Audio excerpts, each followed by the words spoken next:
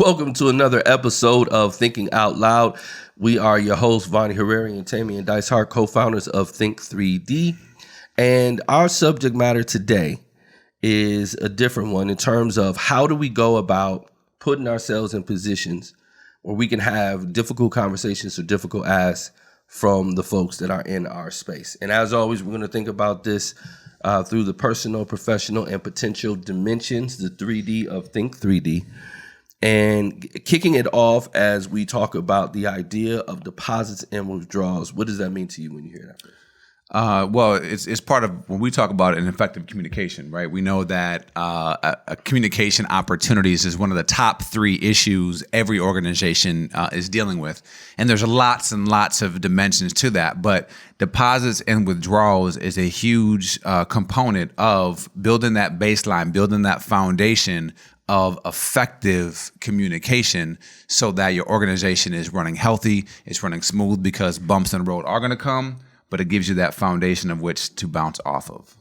Yeah, so plain and simple, the idea of deposits and withdrawals is exactly like it sounds, which is, generally banking terms, and it works much the same way. You make deposits into your account for the time that you inevitably have to make a withdrawal. And if you do not make those deposits into your account, you cannot make that withdrawal, or if you do make that withdrawal, it will go negative. Same principle. Same thing works with people. We have a lot of leaders when we teach our coaching and things of that nature where people will come up to us and they say, hey, how do I have this difficult conversation with a person? And then we ask the questions, what do your previous conversations look like? And they're like, well, what do you mean? Like, do you generally talk to this person or engage with this person in a positive way? And they say, well, not in particular, we don't really talk all that much. Then this conversation is probably not going to go well. Yeah. Right? Like, we can teach you some skills, but no matter how skilled you are, if you don't have a basis, if the conversation that you're having and the thing that you're trying to communicate is that you care about this person, or that this person should do something for you because there's a reason for them to, and there isn't, and you don't have those relationships, and you don't have that engagement, and you don't have those artifacts to show that you truly care about this person, the likelihood that that person is going to believe you do in that challenging moment is almost zero. Yeah, and as we talk about deposits and withdrawals within the professional realm, it's one of those that most people it's never been thought of typically within the workspace of, again, putting deposits into their people and their coworkers, etc. And so people are like, well, why would I do that? But then you can flip the coin and someone has to have a difficult conversation with you, and you can easily see if that person's never built a relationship with you, how you immediately jump to being offended, or how you like that puts you into a negative balance. And so again, when you think about it from a bank account, why wouldn't you? And that's the part too, is one of my favorite questions. Why not? Why wouldn't you? If it makes sense, why wouldn't you put deposits into those people that you work with? Because again, everyone has a sphere, right? There's a personal sphere of those you engage with outside of work. And then when the majority of your life is built around workplace, 50 to 75% of your waking hours is spent around work, why wouldn't you be making those deposits into the people that you engage with every single day? And so when we think about deposits, what are some of let's give a few tips or some of the things what does that look like? Because a lot of people think it's overly complicated and doesn't have to be. No, it's the idea of the things that add pressure or relieve pressure, right? And so highs, hellos, smiles are things that are deposited. Those are things that relieve pressure. Those are things that allow you to develop connection with someone. We always talk about the power of a smile. The thing that a smile does is that it states your intentions from further away. So when people are naturally suspicious, or people are afraid of being hurt, or people are on guard, a smile tells me from further away that this person means me no harm. And when that person comes in every day and you give that person that smile, and that person is able to decompress, versus that boss that comes in intensely with the scowl on their face. So everybody pops up and does this thing and feels the pressure to look like they're doing something that they're not necessarily doing, or whatever that is, that creates that anxiety. That's going to take away from that experience, right? Just the ability of acknowledging the things that people do well, catching people doing something right, that is a deposit. Being able to give people nuggets of vision and inspiration and motivation on a regular basis, those things are deposits. Because when that person sees you or engages with you, they can lean on the things you have done to suggest what you're going to do. So if you have had, 15, 20 positive interactions where you didn't need anything from someone and you acknowledged them or you were positive with them, then when you come to have a conversation or you get called to the office, that person doesn't feel like they're walking the gallows. That person doesn't feel like they're walking the plank. That person feels like they're going to talk to somebody that cares about them. And then once you get into the conversation, as you are talking about the challenging part, that person sees it as challenge versus an attack because they have a history, because they have evidence that shows that you care about them or you're thinking about them or at least you're positive about them. We even think about, when we talk about effective communication, we bring up, how we give and receive information. And, 55% of communication's body language. So again, on a regular basis, what does your body language say? Are you that person that's upbeat? Are you that person that's just always looking like Eeyore? Right. Tone. It's gonna rain. Tone, right? 38%. Again, are you excitable or are you always just have that just energy draining tone when you talk to people? Are you that Debbie Downer? Are you that person that's just, I don't want to go talk to Tim. I don't want to sit next to him during the meeting, right? He's always complaining. The problem is, as we talk about a lot, is 7% words, and we often think it's the words that matter, but that's 93% versus 7 when these other things have such an effect on the environment. And so in this personal realm, if you want to start thinking about all the interactions you have with those around you, if you change the energy in your workplace, you change lives, you change all kinds of things. And what changes energy? Voice tone, excitability, a smile, laughter, having a little bit of fun, whatever the case is. It doesn't take much to change the energy. And so when you ask yourself, am I an energy giver, an energy taker, or am I neutral? If you want to be that person that is putting deposits down, again, one of the most simple ways is just evaluate within your tone and within your body language, are you giving energy to the workplace? When you walk into the room, are you like, hey, everybody? Or are you like, it's Monday. Well, even going back to the physical aspect of it, which is something that's interesting that I think is reactivating the skill in people's minds in this COVID time, is being able to understand the concepts of those microexpressions and how powerful they can be. And people are starting to reconnect with that. They don't really realize how skilled they are. You can tell someone is smiling with their mask on. Yep. You can tell someone is smiling at you with their mask on. We smile with our eyes. We smile with our entire face. It is something that happens to us that we can see. It is native to us to be able to acknowledge those things. And sometimes we do not, but we know the power of it. Yeah. We know the power of it. One of the things that we used to do, for those who follow us, we come from call center backgrounds. And one of the things that was popular was to put a small mirror on somebody's monitor. So as they were talking on the phone, that person could fix their face, right? Because when you're looking at that mirror and you see your body language and your energy, what you are showing is what is coming through the line. And just like the camera adds 10 pounds, the phone does as well. And so if you did not have that body language, if you did not have that energy, it was going to be affected in your tone. And in the case of being over the phone, because people can't see your body language, the tone has more weight that way, but your body language still affects your tone. Yeah, and we're being asked, so through COVID, one of the sessions, virtual sessions that we've done the most is a culture through crisis. And one of the components of that is innovation, right? Obviously, you go back a year ago and all kinds of organizations says we couldn't do work from home. We can't. And then when you had to, you figured out you need to. Now, whereas we're transitioning, we're being asked, like, what does that look like in this virtual? How do you create virtual cultures? And one of the things that, again, a lot of people are, when they get on these broader calls, probably 70% of cameras are off. Right? So again, you're taking that small sliver. You no longer have the ability to see somebody. And if all it is a voice and what's that tone look like, turn your camera on, have some brightness, have some excitability. It's an hour call. But those small micro expressions, those small moments when you don't have a lot of interactions, those things matter because that's a deposit. Not to say it's necessarily a withdrawal, but again, just know that if the work is just the work, and there's no deposits, over time that will wear down. So we need to be rethinking and be innovative about how we're adding deposits into the culture when you no longer have the benefit of being next to somebody or having those direct conversations. It's interesting because we saw that in obviously COVID, right? When people were furloughed. So when people were furloughed from restaurants and things of that nature, people still needed to engage with them. They still needed to train them. They still needed to, to keep them in the fold while they were figuring out what was happening.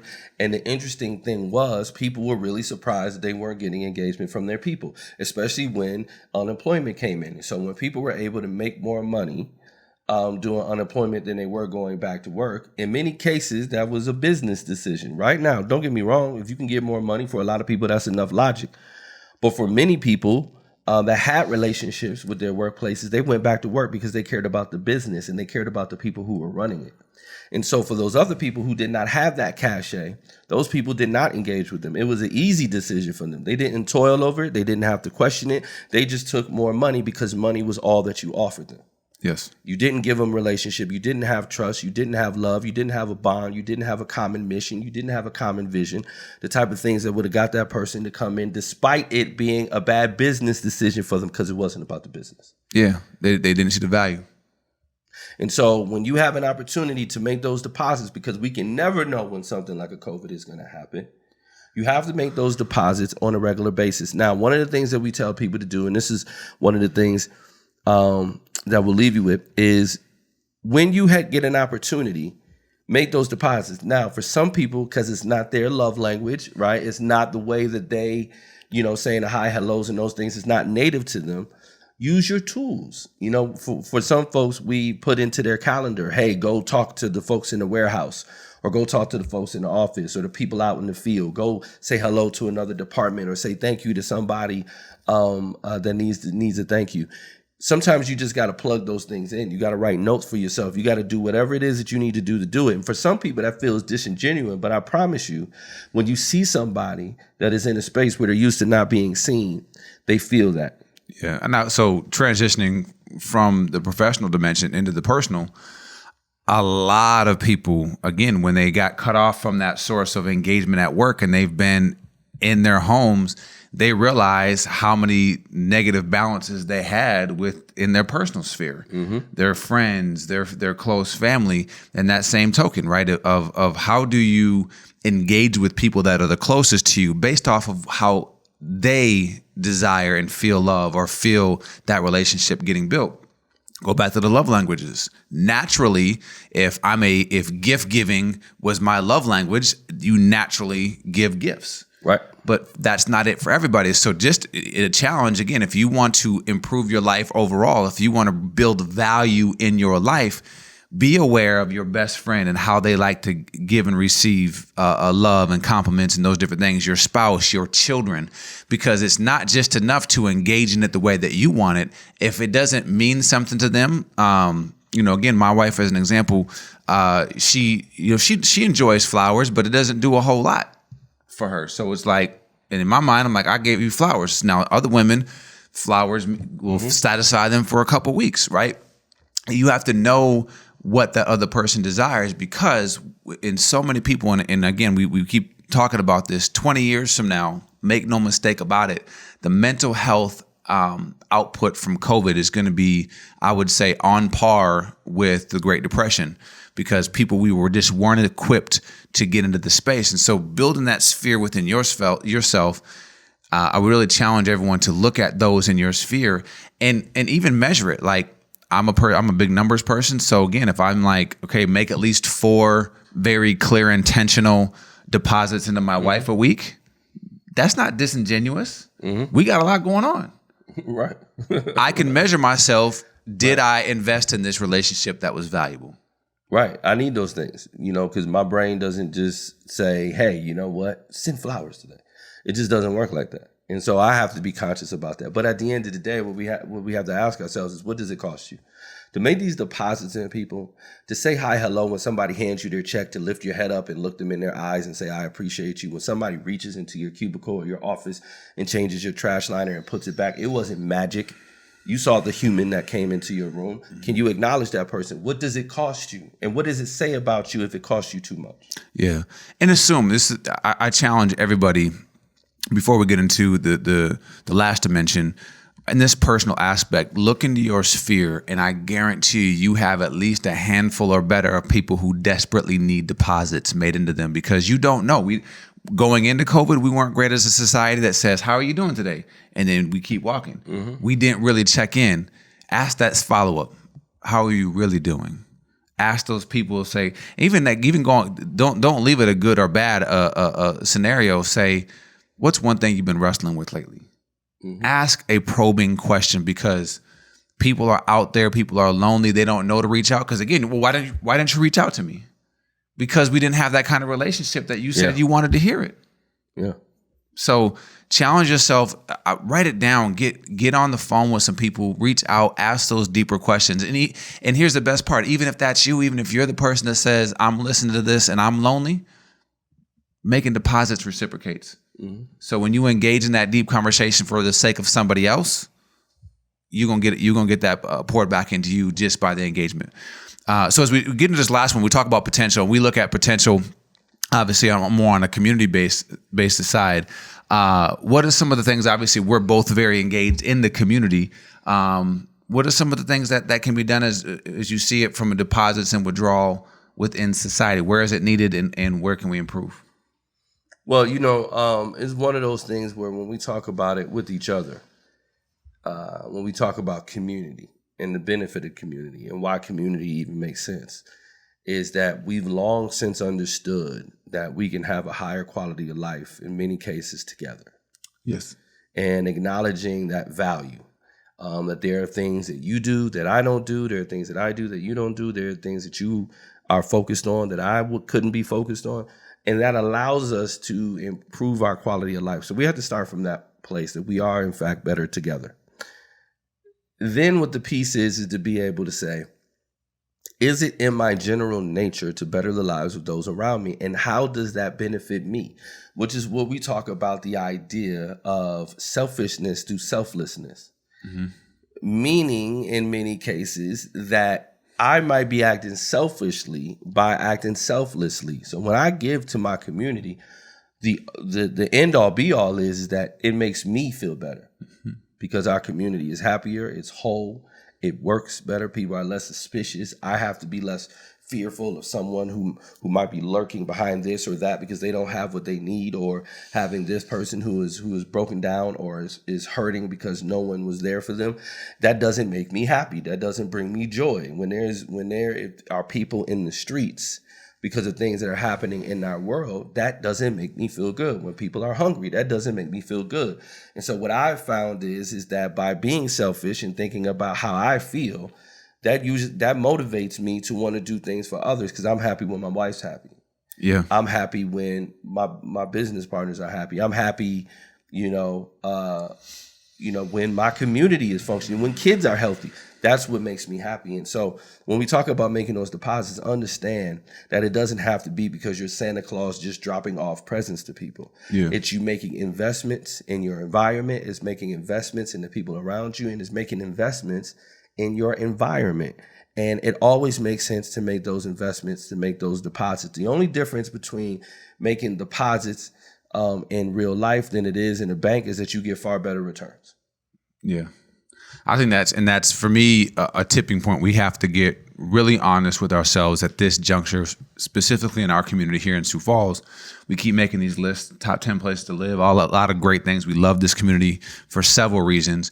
But we also have to be honest about the underserved populations, the gaps that we know was there. And if you go into it, and that's why I say, don't just, we can give where you can give, absolutely, but also get clued into what is it really doing, the impact it's having. What is that deposit really doing? Because if you look at some of the under-resourced to underserved populations, historically in their lives, they haven't had that level of investment made into them. So their general mentality is no one cares. It's us against them. And if we truly say we want to have a one Sioux Falls or a one community, that's going to take folks really getting intimate with them. And we office on 8th and Railroad. We see, homelessness and transient populations every day. And again, it doesn't escape me now just because I see it almost on a daily basis. But again, it's getting curious and saying, how can we start to make deposits, and not just Band-Aid programs and various things like that, but getting down to a genuine level of care to say, I want to truly help empower, uplift, invest in you as a person, to make sure that that is the deposits that will pay itself on a return on investment long-term for our community. Yeah.